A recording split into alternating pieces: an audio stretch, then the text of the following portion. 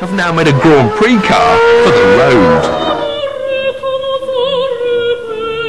And here it is, the Ferrari F50. By no means the prettiest car ever to emerge from the Pininfarina styling studio, but on this occasion the skin is less important than the heart. That V12 engine is basically the same as the one in Tiff's car. It's bolted directly to the bulkhead, so it becomes an integral part of the chassis.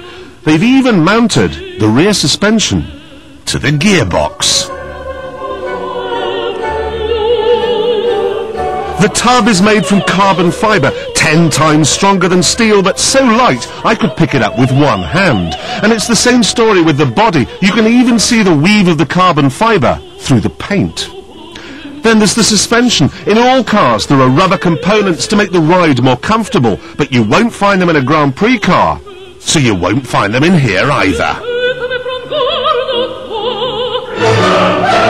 I'm sorry to have been so technical, but it's important you know why this car can do what it does.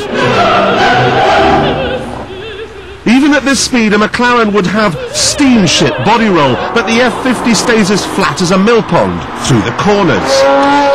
If you take it to the raggedy edges of the handling envelope, if you try to corner like Schumacher, there will be understeer. But for mortal man, it's the ever-present threat of sudden snap oversteer that loosens the bowels. Because there's no rubber in the suspension, bang, you turn the wheel, and it's just incredible. I know of no car that turns into a corner like this one. Nothing. This is part of the reason. Those fans not only cool the engine, but also suck the front of the car down, giving more downforce, more grip, and therefore less chance of becoming a human fireball.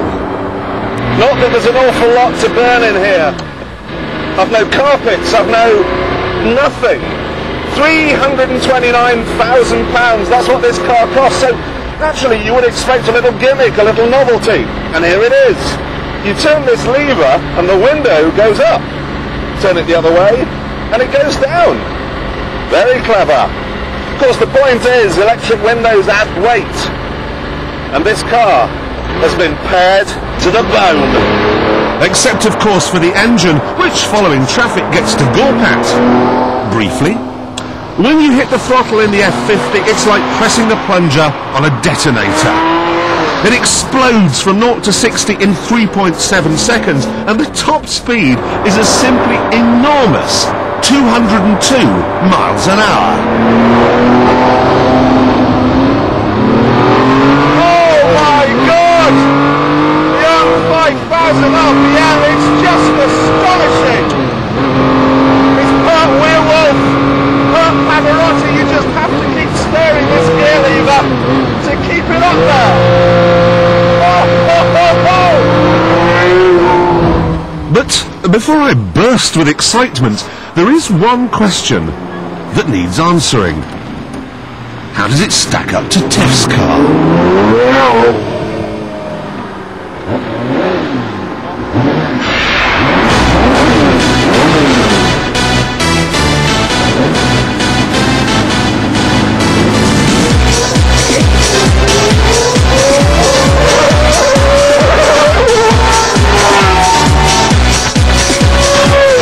The F1 car wins, of course, but you'd be amazed at how close the F50 gets. Right up to 160 miles an hour. There really isn't that much in it. Of course, unlike the F1 car, the F50 has to meet noise and emission regulations. It's limited to 8,500 RPM. They've taken the engine up to 4.7 litres in a semi-successful quest for torque. Ferrari's dream of making a road-going Grand Prix car has been dogged by compromisers. The end result is a car of few superlatives. An Aston Martin Vantage is more powerful, and McLaren is a lot faster. And if you look at the intelligent question of power to weight ratios, this is even beaten by the old F40. What on earth is happening here? A 500 horsepower Ferrari? And Clarkson is not convinced.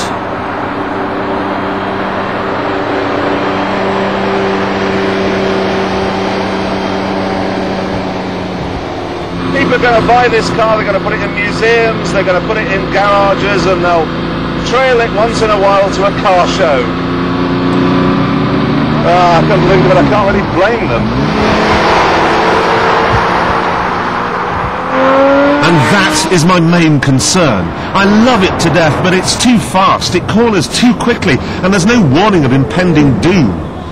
Or perhaps I'm not a good enough driver for it. This blood-red monster, I know, would end up giving me the blues. Give me the choice between this and the cheaper, less impressive, less awe-inspiring 355, and I'd take a 355 every time. And that way, I'd stay alive.